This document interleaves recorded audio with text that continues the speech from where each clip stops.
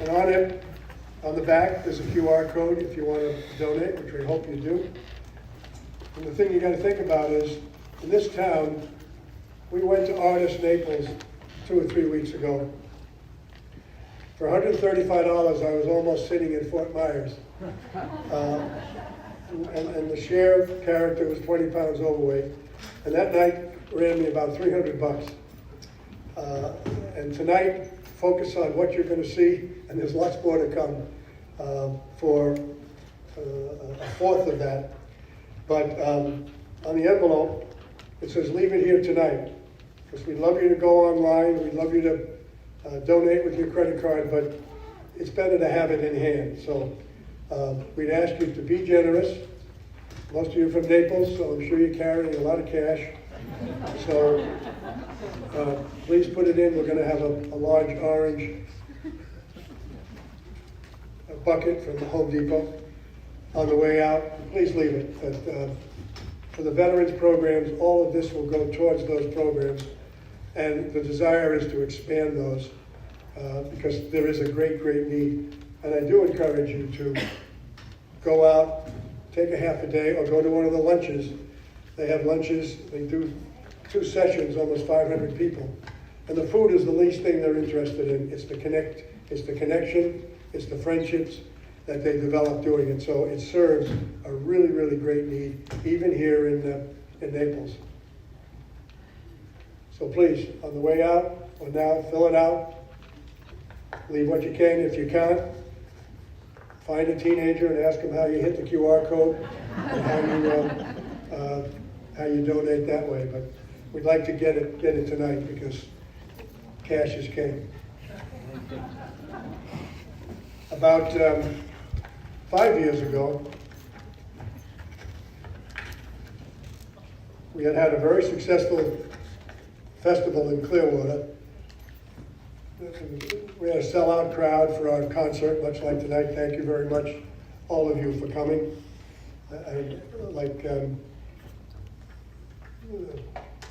Commissioner LaCastro said, you've never heard some of this stuff on a ukulele, but I think you realize that it is an extremely diverse instrument, and we suffer from the curse of Tiny Tim, and it is everything but that, as you can see.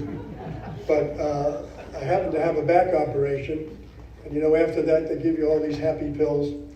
So I woke up one day and I took a handful of those and I said, I gotta get a really showstopper for the festival next year. So I went online, I found an article from Ukulele magazine, and it listed the 10 legends of uke, voted by all the ukulele people in the world who voted. And there was only 3 that were alive. One was a Henry Ota. He was in his 80s in Hawaii. The number 1 was a Jake Shimabukuro. You've probably seen or heard that name. And the third one was a guy named Jim Beloff. So I looked at it and I read it, and it said he lived in Clinton, Connecticut. I said, well, that's a little easier for transportation. I had a good friend that worked for the fire department. I called him up and I said, Joey, see if you can get the mobile number for a Jim Beloff. A day later, he called back and said, amazingly enough, there's a woman on my street, and she is on a board with Jim, and I extracted the mobile number. So she gave me the mobile number. I called up. Jim answered. He's very mild-mannered and self-effacing, and I'm on a stream of consciousness, on and on. There's very little coming the other way. And then, out of the blue, he says, I was almost going to hang up, but some of this sounds pretty interesting. He said, but I'll tell you what. 10 years ago, I was up in Tampa Bay, and I played with what I think was the best bass player, and he's had amazing bass players play on all his CDs, a guy named Steve Boyson. And if I could play with Steve, I'd say we had a deal. I said, great, Jim, you're not going to believe this. But just before I called you, I called Steve Boyson. And he would love to play with you.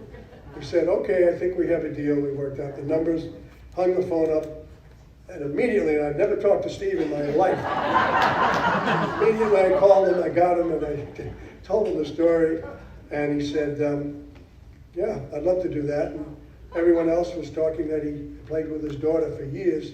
They hadn't performed together for a long time. So we talked it up and we decided. They came in a day and a half early, and they put the act together. A lot of my friends came from Naples up there to see it, and all of them had the same reaction. They said, I never believed it could be so good. So I think you'll have the same reaction. So without further ado, only one of three living legends of uke. This is Steve Boyson, by the way. And he has played here many times.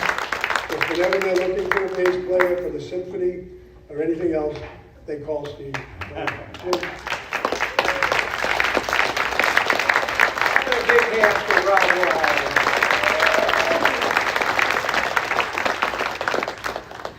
Yes. Now, without further ado, the icing on the cake, Amanda Boyson. Oh,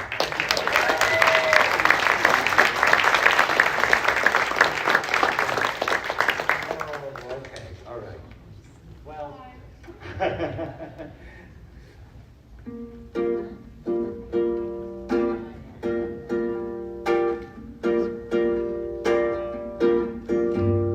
What a joy to sing for you.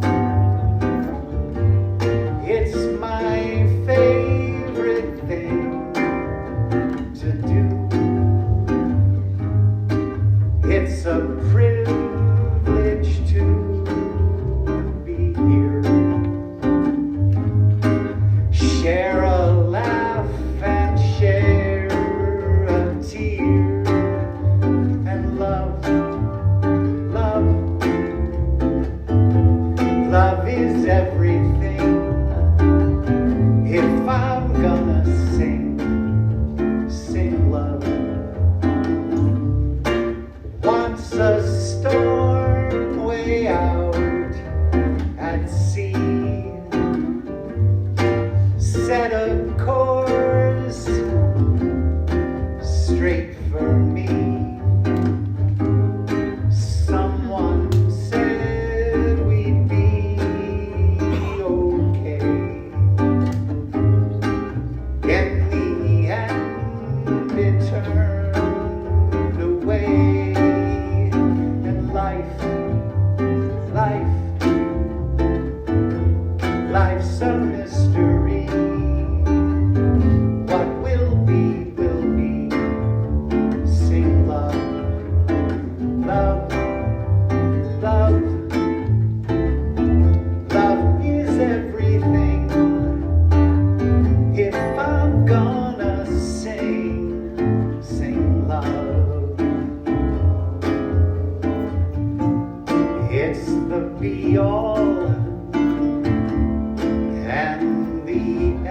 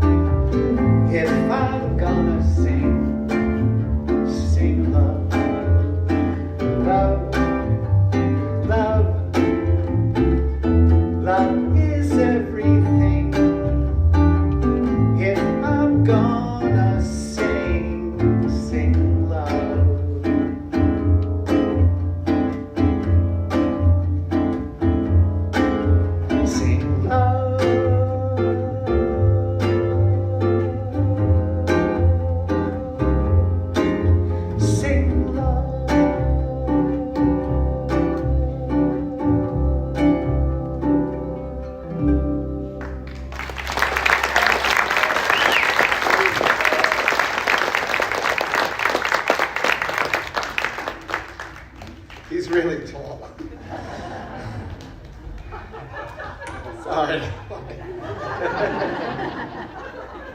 How about a hand for Jay News? Honestly, he is really the MVP of this whole thing.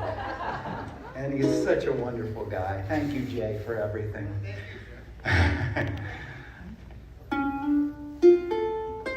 Oh, yes. So now we got to introduce Amanda Boyson.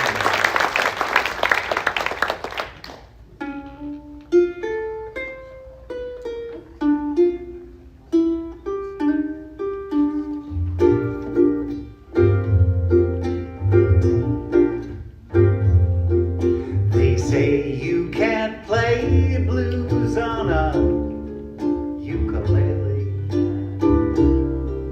but there they are wrong. You went away, and this is all I play. My ukulele's sad song. They say you can't cry and play a ukulele, but what do they know? I start to strum, and soon the tears will come, and then the blues just follow. They say that there's no happier sound.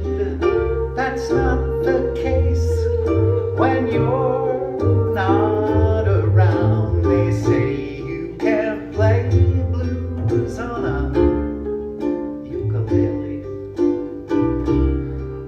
but since we're apart, oh, from that day I can only play the strings of my broken heart. They say that there's no happier sound. That's not the case when you're not around. They say you can't play blues on a ukulele, but since we're apart, oh, from that day I can only play the strings of my broken heart.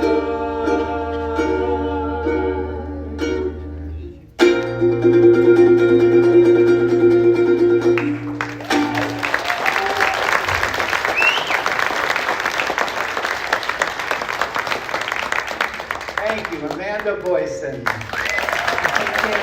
Two Boyson on bass. My wife Liz and I had an expression that we used when we felt we were in the midst of something quite special. Often it had to do with music. And so we would elbow each other and we would say, rare air. And so I'm going to dedicate this to all of you for contributing what I think is kind of a rare air day. So thank you all for coming to this and making it so special. The music and the moment, that magic atmosphere, a mood that's so elusive, and yet what have we here? Rare air, rare air, we must be in rare air.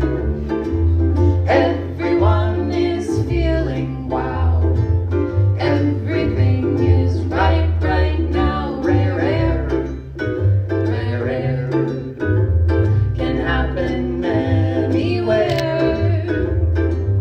It can come out of the blue. Nice to share rare air with you. Suddenly you're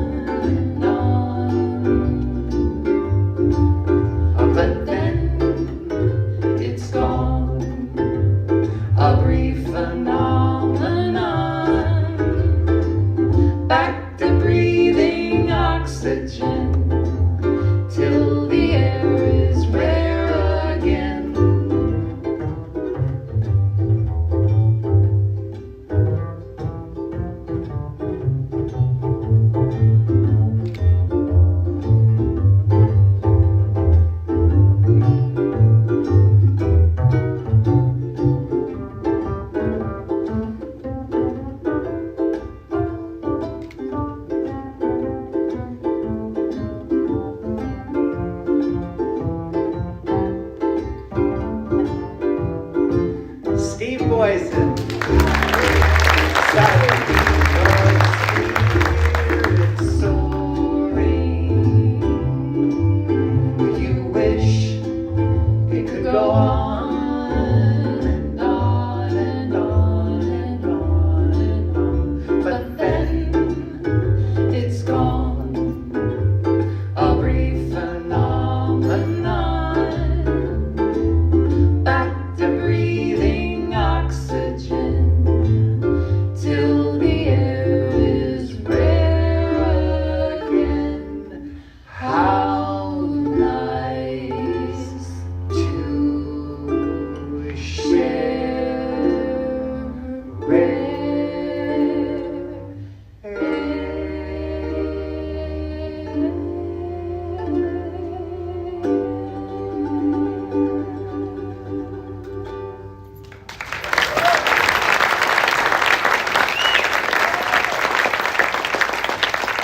Thank you very much.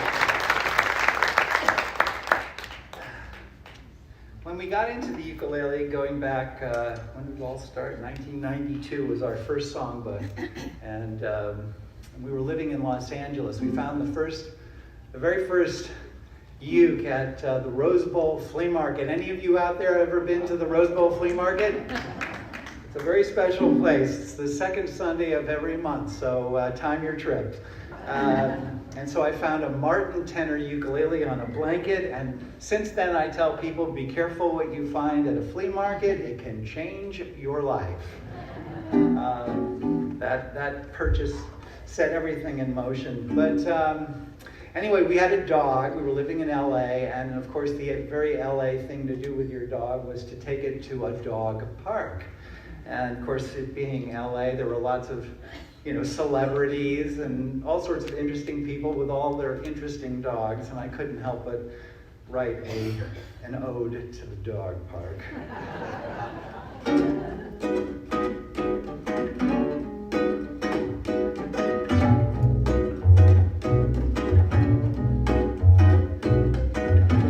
Hey boy, jump in the car, gonna go where all the doggies are.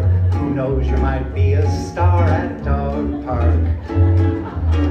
This is the place to be, a place to let your dog run free. Show off your pedigree at dog park. Hey boy, come on, let's play some fetch. Let's give those legs a little stretch. Oh no, that German Shepherd made the catch. He caught it on the fly. Better wave that ball bye-bye. There's every kind of breed, each one running at a different speed. The greyhound's in the lead at dog park. Hey boy, let's try a trick or two. Show everyone what you can do. Look, everybody is applauding you.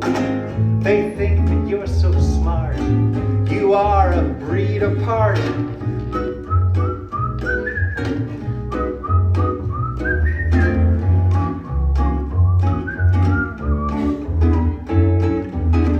Hey movie maker man, sign my doggy while you can. If your pup has too much pep, go on and take him where the hounds are hep. Just be careful where you step at dog park. Dog park. Dog park. Dog park. My dog has fleas from dog park.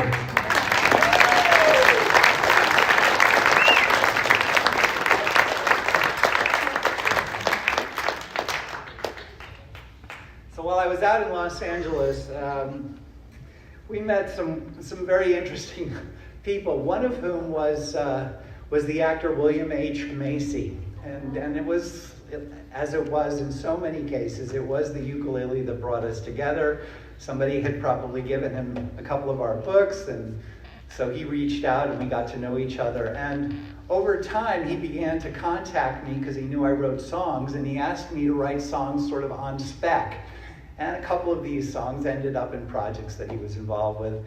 And then one day he called and he said, I'm doing a movie with John Travolta, Tim Allen, and Martin Lawrence called Wild Hogs. And I need a song overnight. That was usually the deal. You had to write it overnight and get it to him in the morning. And he said, I think there's a chance they're going to do a campfire scene and they're going to let me play the ukulele in it. And I need a song. So this is what I wrote.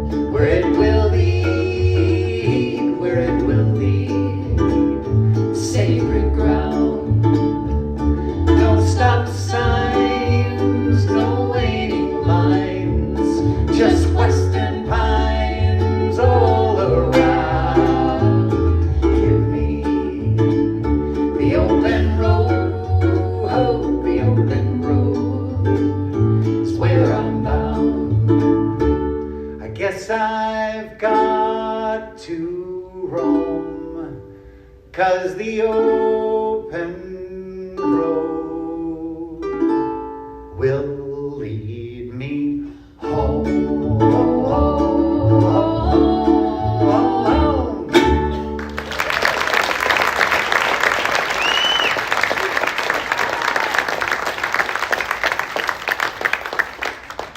Thank you. So the song got cut.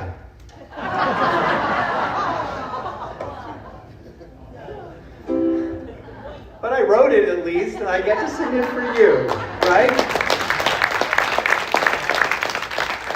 Here's a song that actually made it into the production. This was an assignment from the TV show Jag, if you remember that. And the assignment was that there was an episode that was going to be shot that was a flashback. It was going to take place in Hawaii in the 40s, and they needed a song from the 40s, but they couldn't afford a Hawaiian song written from the 40s that was still in copyright. So the first question was, could I think of a song from the public domain era, which is sort of the teens or earlier, that might be a stand-in?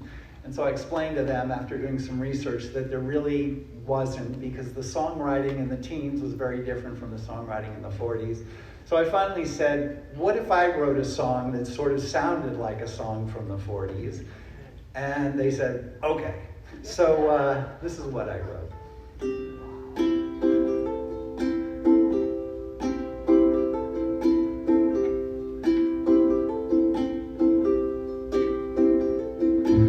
From the land of sand and sea,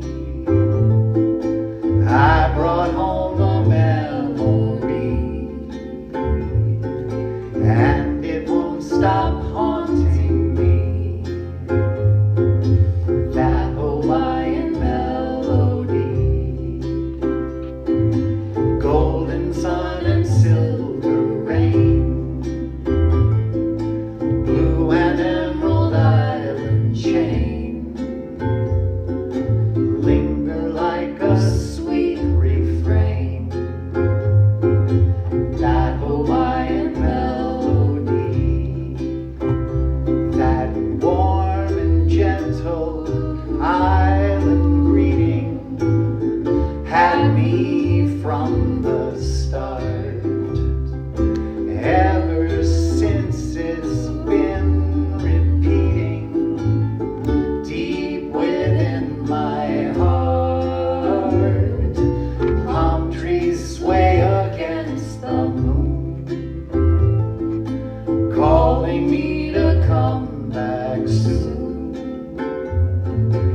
such a charming little tune, that Hawaiian melody,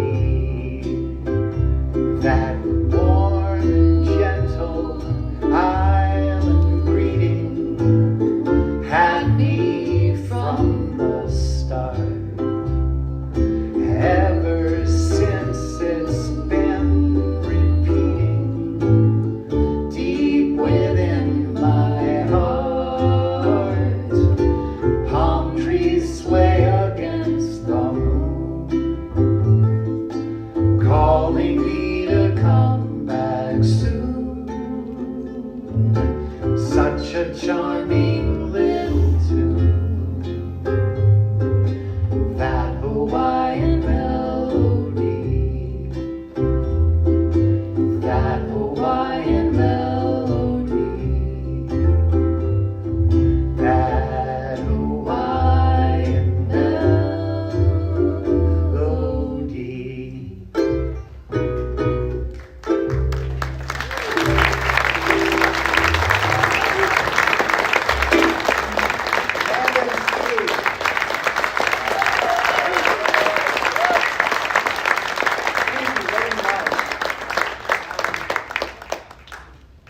A couple of more songs, and this one is very near and dear to my heart. It's called Charles Ives, and I imagine some of you have heard of the American composer Charles Ives. He also is from my native state of Connecticut, and he was writing some rather challenging music in the early 1900s. And he almost really had to pay orchestras to play it. Later on, of course, he had champions like Leonard Bernstein, who then brought his music to a larger audience, and everyone at that point was kind of ready to hear it. But when he was writing it in the early 1900s, it was just too weird for sort of the mainstream audience. But the other thing that moves me so much about Charles Ives is he's one of the greatest examples of an artist who had a double life. And so because he wasn't doing so well with his music, he had a regular job, and that was that he had an insurance agency in New York City. And not only was it, did it pay the bills, but actually it was quite successful. And Charles Ives, the American composer, I think is credited with inventing life insurance. So there you go. So when I started out in this uke thing, I was still working full time and sort of doing a little bit of this on the side, and it was then that I realized just how inspiring it was to have people like Charles Ives that you could look to, who lived the double life and did it successfully. And one of the greatest pleasures I've had in the last few years was that this song somehow made its way to Noel Paul Stookey, who's the Paul of Peter, Paul, and Mary, still very much alive in his 80s. And about 4 years ago, he started performing this song in concert and then finally recorded it. And for a songwriter to have somebody like, Paul of Peter, Paul, and Mary record your song meant a huge deal to me.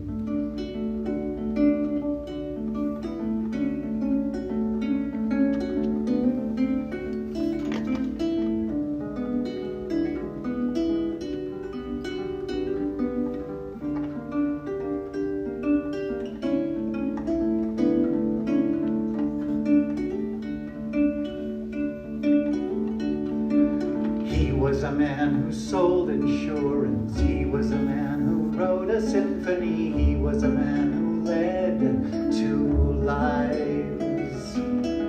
When I get thinking that I cannot do it all, then I remember Charles Ives.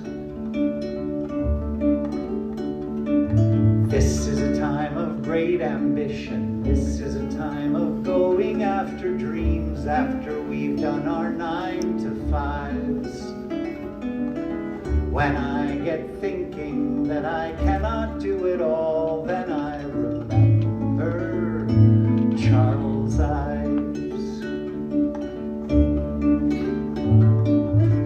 He's the composer on the weekend until Monday morn arrives. he'll shine his shoes and get his handshake ready as the other Charles Ives. All through the week he talks insurance, selling the public peace of mind. Then when Friday night arrives again, something in him thrives again. He's the other Ives again.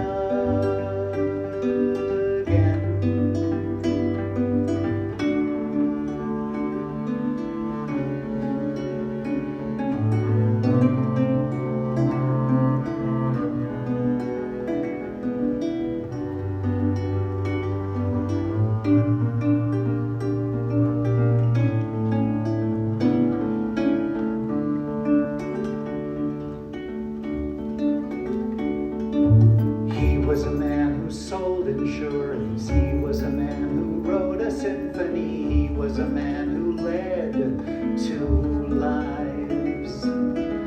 When I get thinking that I cannot do it all, then I remember.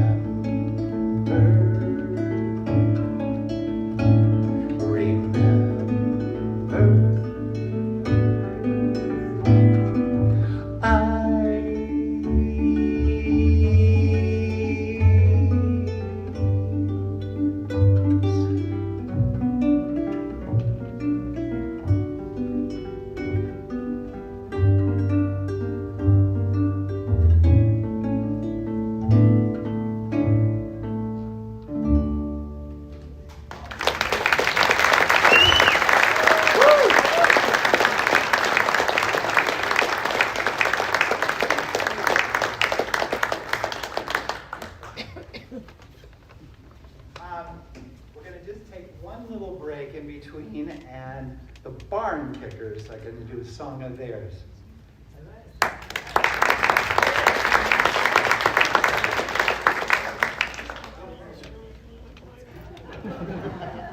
We usually perform standing much closer to each other.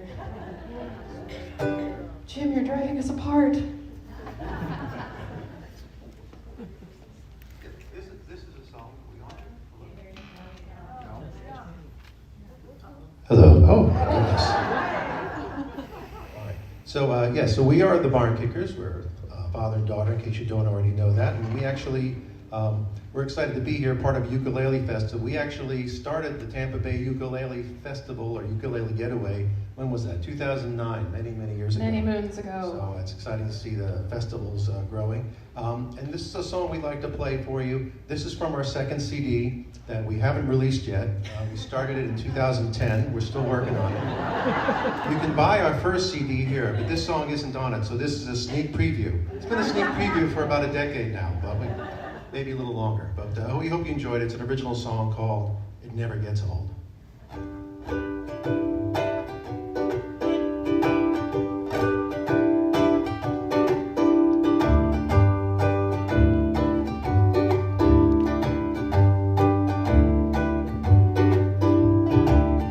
You see that look in her eyes, but it's meant for some other guy. A sad tale, but it never gets old. Oh no, that's the way it goes.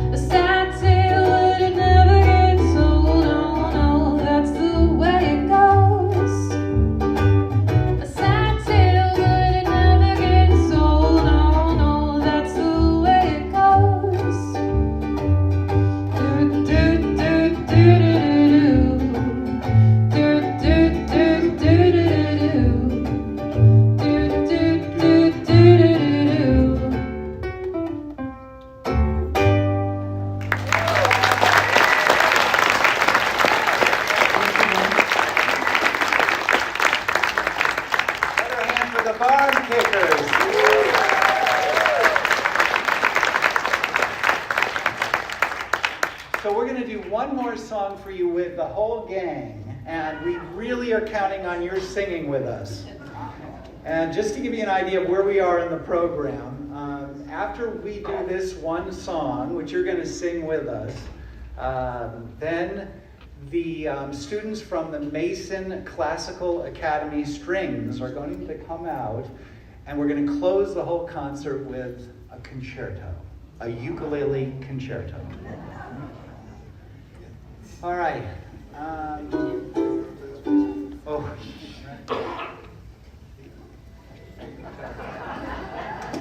That was my job. Tony. Your job. Let's give a hand for Tony.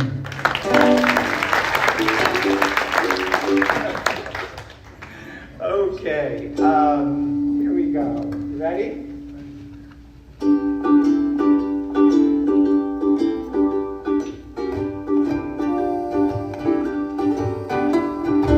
This little light of mine, I'm gonna let it shine. This little light of mine, I'm gonna let it shine.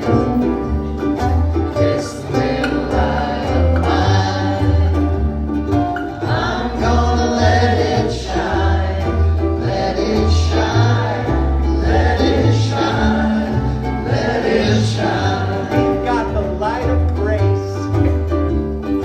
We've got the light of grace. I'm gonna let it shine. We've got the light of grace. I'm gonna let it shine. We've got the light of grace.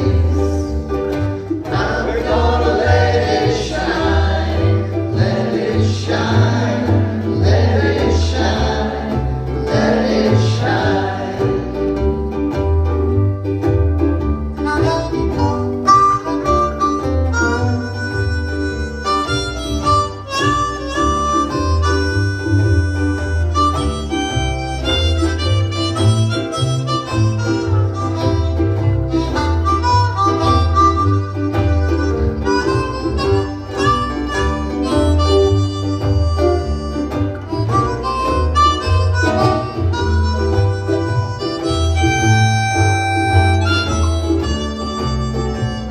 Give it up for Tom Hood.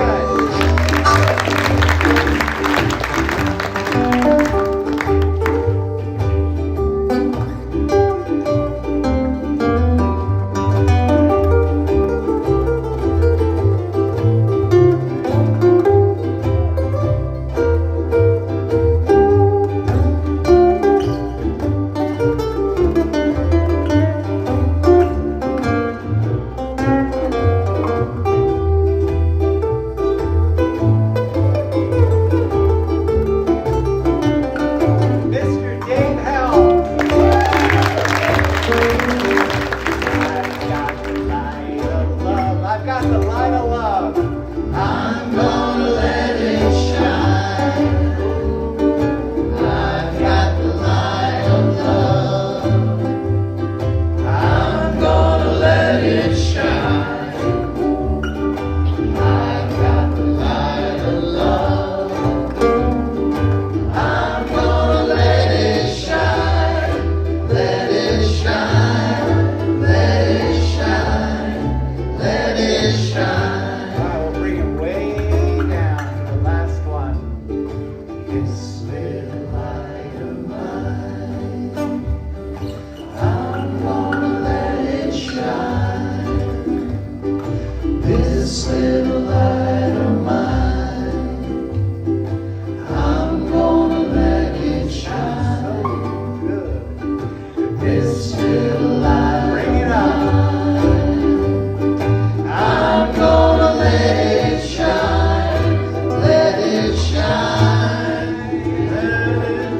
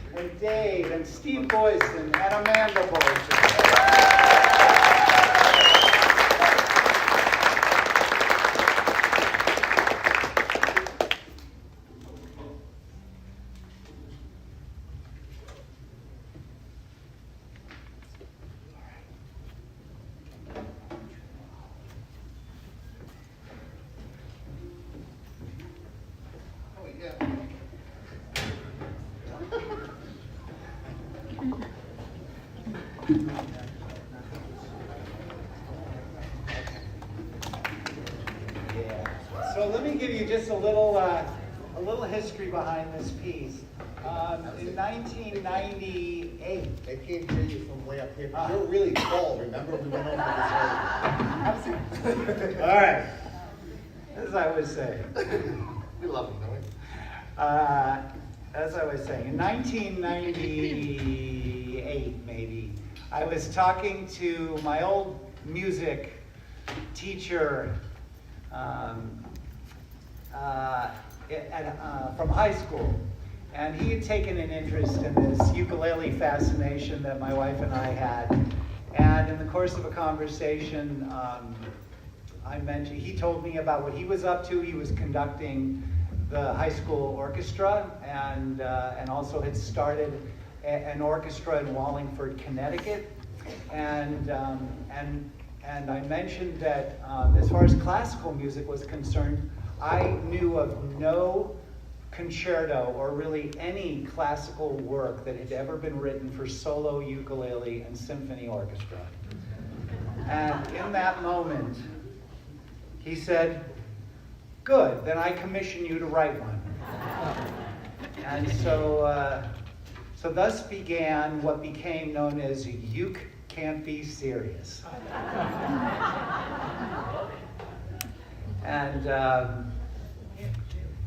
And it was really a wonderful experience for me to write this and debut it, and I did. I debuted it premiered it with the Wallingford Symphony Orchestra in Wallingford, Connecticut in 1999. And since then, I've played it with a bunch of orchestras, including the Michigan Philharmonic and even high school orchestras. And then at some point, being invited to do ukulele festivals, I thought it'd be so much fun if we could do it at these places. But as you know, it's not easy to get a symphony orchestra together at the drop of a hat. And so I had it rearranged for string quartet. And so thus, this is kind of the string quartet version of it. And I'm so blessed and grateful to the Mason Classical Academy for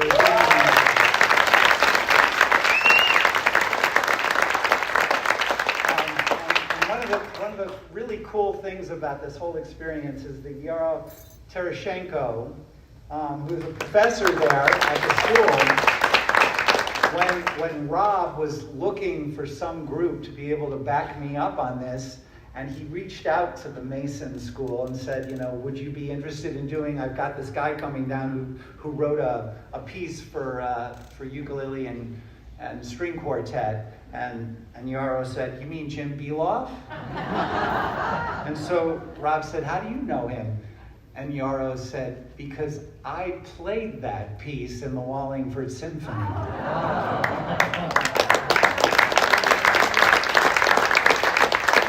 What are the chances, right? So it was sort of meant to be. And here we go.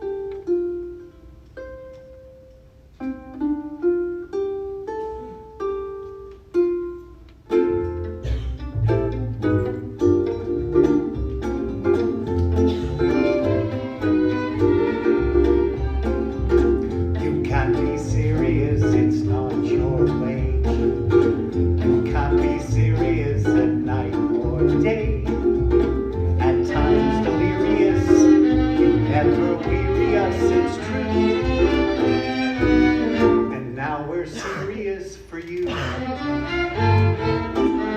copy classical is not your thing. You're such a rascal of summer fling. Refined and dignified, very all unrestrained. These are all the things you ain't. We expect Rahman and off. You would turn him on and off.